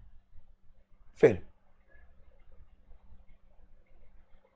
every legal rep shall be personally liable for any sum payable by him in his capacity as a legal rep while his liability for such sum remains undischarged। He creates a charge on or dispose of parts with any assets of the estate of the deceased which are in or may come into his possession। मतलब जो जैसे बाप ने कांड किया, बाप की सारी प्रॉपर्टी बेटे के पास आती है, बराबर, तो उस पर वो लोन वोन नहीं ले सकता, लोन ले रखा है तो प्रॉपर्टी वो सीज वीज हो जाएगी। वहाँ पर आप लोन के लिए आज भी लायबल हो, आपको देना ही पड़ेगा। वो फॉर्मूला का वही सेम कॉन्सेप्ट, किसी प्रॉपर्टी सारी सीज कर लेगा, वहां पर लोन तो आपको भरना पड़ेगा। The liability of legal rep under this section shall be limited to the extent to which the estate of deceased is capable of meeting the liability। मतलब जो बाप की जो प्रॉपर्टी है उसके प्रति अपन लायबल है, to the extent of inherited property. हमेशा अपन ये बोलते हैं ना, कॉमन चल रहा है कॉन्ट्रैक्ट के through the legal representative shall be liable to the extent of inherited property. मतलब मेरी पर्सनल गाड़ी घर बंगला नहीं जाएगा। अज्यूम करो अगर ऋषि कपूर भाई साहब थे, ठीक है, अगर वो चले गए, उन्होंने कांड किया, तो उनकी जितनी भी प्रॉपर्टी वो रणबीर के पास जाएगी, तो रणबीर आपकी जो प्रॉपर्टी पर्सनल पे है उसको कोई हाथ नहीं लगाएगा। जो आपको ऋषि कपूर जी से आई है आपके पास उसको हाथ लगाया जाएगा। खाली ध्यान रखना पेनल्टी के टाइम पे ऋषि कपूर पहले जिंदा होना चाहिए, उसके बाद अगर वो चले गए तो आप लायबल हो। ऋषि कपूर के जाने के अगर पेनल्टी लिवाई होती है तो आप लायबल नहीं हो, क्लियर। सो ये दोनों आंसर ये भी एग्जाम में आ सकते हैं बेटा, 14 and 15। Continuance of process, this is 15 answer, खत्म। तो सेबी है कि 15 आंसर, पीछे जो अपन ने किए थे उधर भी 14-15, पीछे 15 आंसर, 30 आंसर टोटल। इतना ही पढ़ने का है बस। पार्ट 1 जो था मैंने आपको एलोडेर का पहले करा दिया था बेटा, वो खत्म हो चुका है अपना। यहाँ पर ये 15 आंसर, इतना ढंग से कर लो, आप एमसीक्यू आंसर कर पाएंगे, डिस्क्रिप्टिव भी आंसर कर पाएंगे। सुन लेना बार बार, ईयरफोन लगा के वीडियो ऑफ करके 2x पे देख लीजिएगा, दोस्तों को फॉरवर्ड कर दीजिएगा। Do like the video, comment and share with your friends so that maximum लोगों को बेनिफिट में। इतना ही पढ़ना होता है, पागल थे लोग 10-10 12-12 घंटा पढ़ते हैं, कुछ काम करिए, इतना पढ़ लो बहुत है, मार्क्स आ जाएगा आपको 4 से लेके 6, 8, 10, क्योंकि सेकुलर सरफेस से खत्म हो गया, पता नहीं कितने मार्क्स का सेबी आएगा। तो अपने को सेफ खेलने का मैं कहता हूँ 4 मार्क का एलोडियर आ जाएगा, 4 मार्क का आपका सेबी एक्ट आ जाएगा, 8, 2-4 मार्क का डिस्क्रिप्टिव, तो 10 से 12 मार्क की वेटेज कैरी करेगा, ईजी है। ठीक है, रुक जाओ एक बार,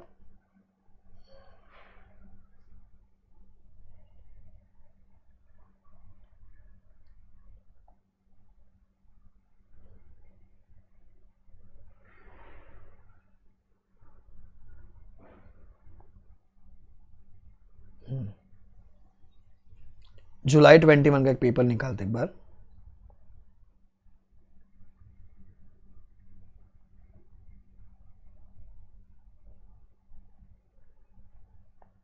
ये देखो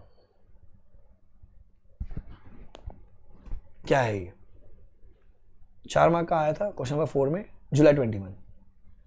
अब ये जो क्वेश्चन है, ठीक है, ये अलग अलग जो क्वेश्चन मैंने पार्ट 1 में नीचे लिंक देगा क्वेश्चन के, ठीक है, वो करने हैं आपको, और जो भी मैं एक्स्ट्रा आपको अलग से क्वेश्चन कर रहा हूँ वो करने हैं आपको। तो 30 कॉन्सेप्ट, तो वो 15 पार्ट 1 के, 15 पार्ट 2 के, उसी में पार्ट 1 में आपको नीचे वीडियो मिल जाएगा जहाँ पर मैंने क्वेश्चन कराया अलग अलग, वो करके जाना है। प्लस जो मैं भी आपको अलग क्वेश्चन करा जो अलग से एग्जाम में आए हैं वो अपने को करने होंगे। Mister Kapoor, a market intermediary was found alleged to have violated certain conditions under provision of SEBI. The SEBI is contemplating action against the intermediary and asked for submission of certain details. Mr. Kapoor submitted details with the full and true disclosure of the alleged violation, and the CG wants to grant him immunity in the said circumstances. SEBI is, however, of the view that immunity cannot be granted and wants to prosecute Mr. Kapoor for carrying out the investigation. Examine how the matter would be resolved. Dispute settlement. Settlement का answer है, देखो इधर भी, the CG on recommendation by the board, if the CG is satisfied that any person who is alleged to have violated any of the provision of this act or the rules made thereunder and has made a full and true disclosure कर रखा है वहां पर, तो उसको क्या जा सकता है, may grant to such person subject to such condition immunity from prosecution of offence under this act or the rules made thereunder, or also from imposing of any penalty under this act with respect to the alleged violation. क्या exception है?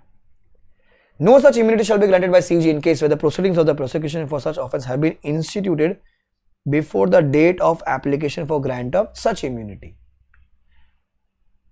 Provide further recommendation the board under this subsection shall not be binding upon the CG. बेटा आपको जब immunity लेनी है, आपको immunity जब लेनी है तो आपको पहला लेना पड़ेगा, उसके बाद आप नहीं ले सकते हो। Provided that no immunity shall be granted by CG where the proceedings of the prosecution for such offence have been instituted before the date of receipt of application for the grant of such immunity. In the above case, question Chepa, the CG cannot grant immunity to Kapoor in the circumstances given in the question. The recommendation of SEBI is required to grant immunity. Moreover, such recommendation shall not be binding upon the CG. Shall not be binding upon the CG. Generally मिल सकती है पर आपको application पहले करनी पड़ेगी, आपको application पहले करनी पड़ेगी। तो ये 24B, ठीक है। तो मैं क्या करता हूँ, मेरे नोट्स में वहां लिख देता हूँ क्वेश्चन 4B ऊपर ही, तो आपको ध्यान रखा क्वेश्चन 4B जुलाई 21 न्यू, तो भले आप ओल्ड हो भले आप न्यू, आपको करके जाने का है 4B, ठीक है। सी पास क्वेश्चंस रिपीट होते करके जाना। मैंने पार्ट 1 में नीचे एक लिंक दे रखा है जहां पर मैंने क्वेश्चंस कराए, वो जरूर देखना, ठीक है। नाउ अभी ओल्ड, बाकी दोनों तो मैंने करा दिए थे, वो एलओडीआर के क्वेश्चन है वहां पर।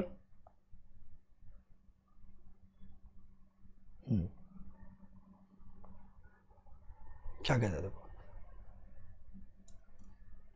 एक्सप्लेन भाड़ में के ऊपर का, explain the provisions of SEBI, the powers that can be exercised by the SEBI to pass cease and desist order. cease and desist order रोक सकते हैं सेबी। अभी देखो क्वेश्चन देखो क्या है, पूरा कहानी देखना भी। सीज एंड डिसीज याद है आपको, अपन ने किया था, सीज एंड डिसीज रोक सकता है आपको। David is MD of dynamic power limited, a listed company. His wife consolidated her share holding of dynamic power limited with a very short span of time. David shared with her the information of unpublished adverse financial results of Q4. Taking a call of this information, she sold her shares in the market at a handsome price. The market price of Dynamic Supply steeply fell after Q4 results were published. Some investors made a complaint that Dynamic and David are indulging in insider trading and manipulating the market price with a request to, क्या question किस पे, seize and disease पर है, cease and disease पर।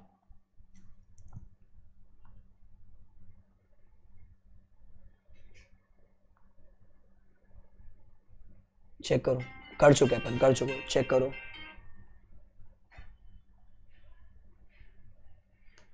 देखो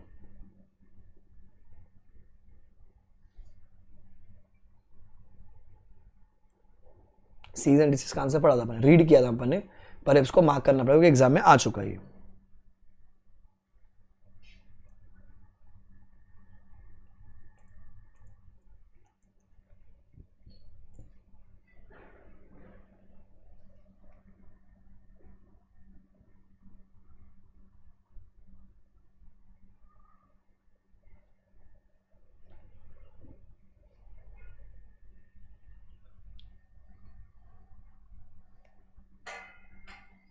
old syllabus में आता है cease and deceased.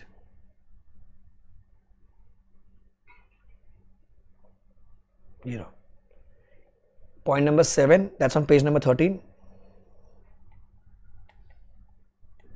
Exam question.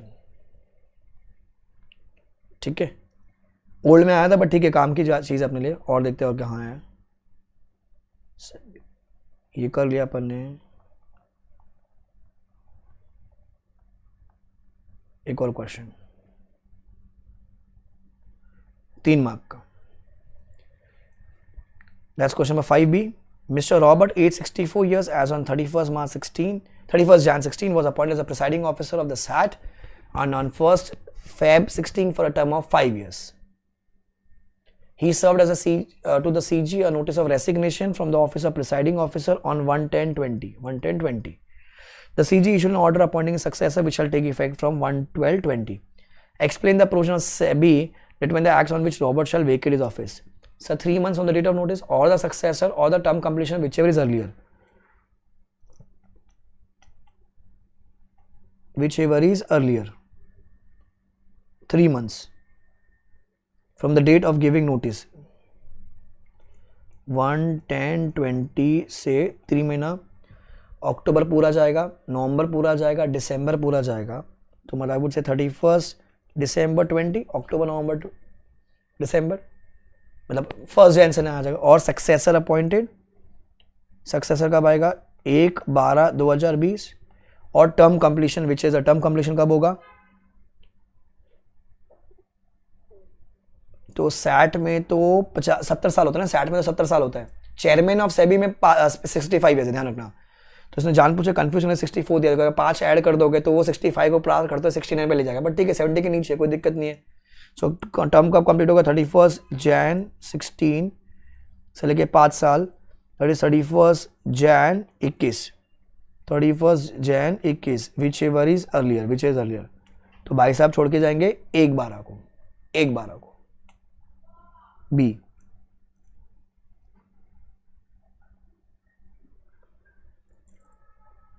December 3 months वही अपन ने लिया, एक जो लिखा था 31st Jan, 1/12 को छोड़ के जाएंगे। बताओ, टफ होता है सेबी, बहुत टफ होता है, आहा बहुत टफ। थियोरी चेपा, ठीक है, फिर वो लिखा 3 month, successor, completion term, which is earlier, calculate किया, बता दे 1/12 को छोड़ देगा। बहुत टफ होता है सर सेबी, बहुत टफ।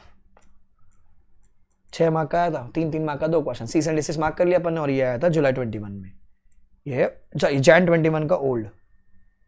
ठीक है, कोई नहीं, एक और करते अपन, Jan 21 का ओल्ड कर लिया अपन ने। और क्या है, ये है इंटर, बहुत सारा पेपर खुला, ये नवंबर 20 का कर रहे थे, जुलाई 21 पेंडिंग अभी भी, नवंबर 20 old.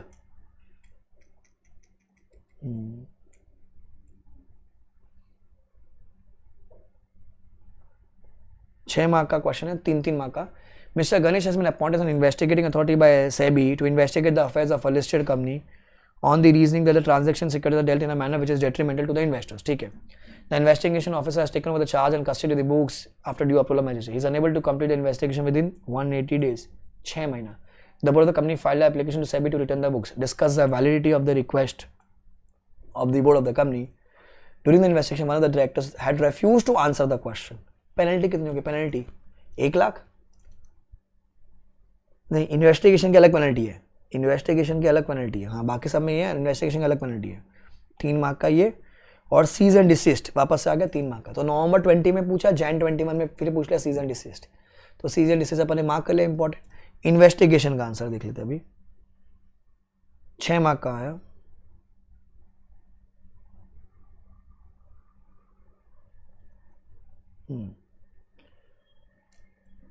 Up to 1 year, up to 1 crore और 5 लाख रुपए पर डे, 5 लाख रुपए पर डे, याद है ऐसा कुछ ही। और ये सीज एंड डिसीज वाला आंसर। पेनल्टी कितने बेटा? Up to 1 year, up to 1 crore और 5 लाख रुपए पर डे, सब्जेक्ट टू, याद है ऐसा कुछ अपन कर रहे थे। वो बड़ी पेनल्टी 5 लाख रुपए पर डे, बॉक्स में बना रखा है वो। अच्छा सर, वो 6 महीने के लिए रखेगा वहाँ पर। Investigation officer who has taken the charge and custody is unable to complete the investigation within 180 days, he shall return the same to the person associated with the securities market, जहाँ से book आई है। The investigating authority may call for any book registered documents if they are needed again, but यहाँ पर the board of directors of the company did not require to file an application with SEBI to return the books.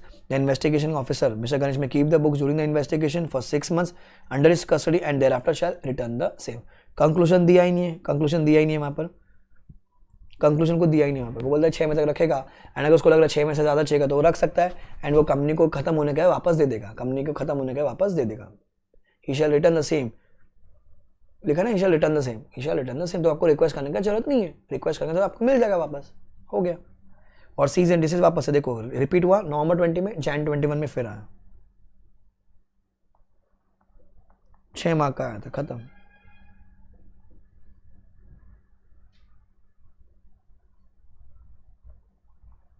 वही है, done. नवंबर 20 done, Jain 21 done. अभी खाली जुलाई 21 old बचा है, जुलाई 21 old. आ जाइए. अब देखो मैंने निकाला है ओल्ड सिलेबस का जुलाई 21 का. नवंबर 20 का आपको दिखा देता, सीजन डिसीज वाला आया था और chairperson of sorry presiding officer of SAT को निकलने वाला. ठीक है, जैन 21 में खाली सीजन डिसीज वाला आंसर आया था. अब ये आ गया आपका ओल्ड सिलेबस का जुलाई 21 का क्वेश्चन नंबर 4C. क्या कहता है देखो 4C. ओहो. The board of SEBI is manage by its members. The chairman mister A865 has just completed 3-year term of office and his office has become vacant. The union government of the opinion that A is a person with specialized knowledge in the areas of law, finance and appoint him as the chairperson for another term of 3 years. Discuss the validity of the appointment under SEBI. में वो SEBI act में section 5 वो chairperson को appoint करने का है, 5 साल के लिए अपॉइंट करते हैं. The power board of SEBI at its meeting passed the resolution altering the bylaws of one of the member of stock exchange. The stock exchange refused to accept the alteration on the ground that the appointment of one of the directors in the board was defective. Decision will be valid. Decision will be valid. Easy है.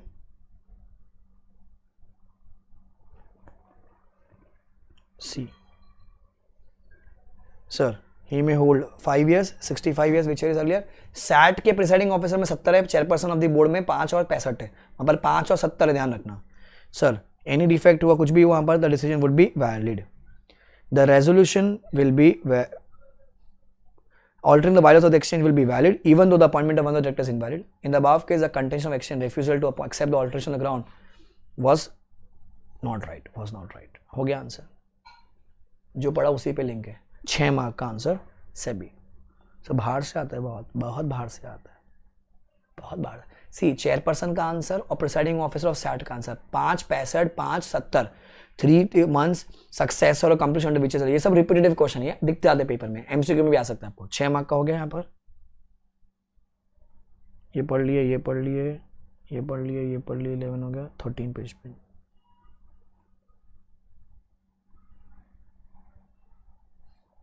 ये कौन सा question है? सी. अच्छा, जो दूसरा जो question है बेटा वो सेक्रा वाला आंसर. सेक्रा भी खत्म हो गया अपने को. सेक्रा पे क्वेश्चन है, यहाँ पर सेबी का बात किया वो लोग ने, प्रोसीजर फॉर विड्रॉ, वो कुछ काम करिए. एक क्वेश्चन है 6 मार्क का. इजी है सेबी. जो मार्केट में हवा साहब, अरे नहीं है भाई. मैं आपको 3 अटेम्प्ट के दोनों सिलेबस का, ओल्ड और न्यू सिलेबस का, मैंने आपको सारे क्वेश्चंस करा दिए. पार्ट 1 में मैंने आपको करा दिया था एलओडीआर के जो क्वेश्चंस आए थे. पार्ट 2 में जो सेबी एक्ट के थे वो सारे कर लिया अपन ने. बेटा इतना ही होता है.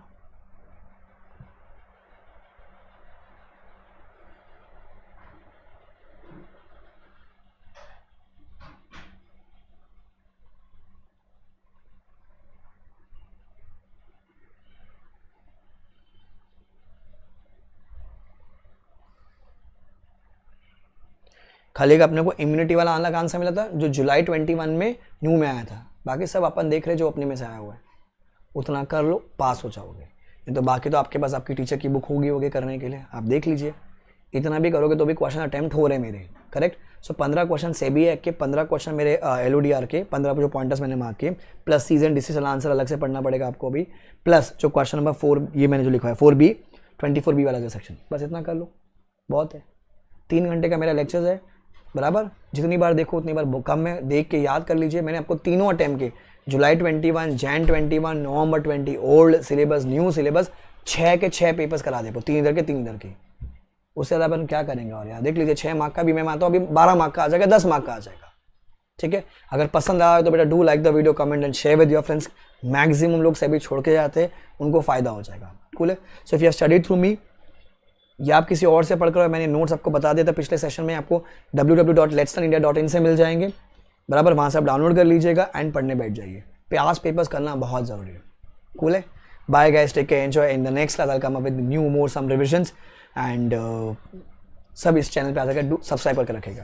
चलता हूँ, दुआ में याद रखना। बाय। एंड आई होप अभी आपको कॉन्फिडेंस आ गया होगा कि भैया अब की बार, आखिरी बार, अब की बार दिसंबर पार, अब की बार 70 पार। All the best.